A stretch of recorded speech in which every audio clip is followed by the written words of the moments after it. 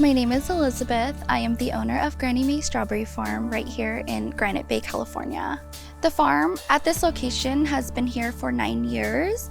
We've been doing U-Pick for about 8 years only here.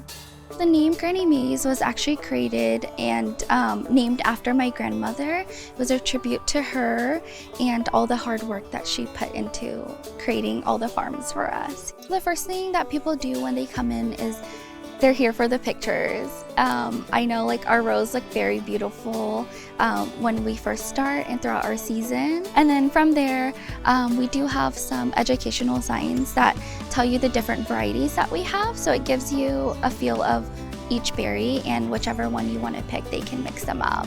What I like about Albions is that they're firm and they last really long and they're so sweet.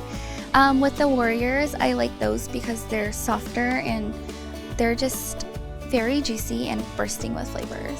My favorite thing to grow is probably our sweet peas. They only come in the springtime and they're so delicate but so fragrant. They make your whole house smell like flowers.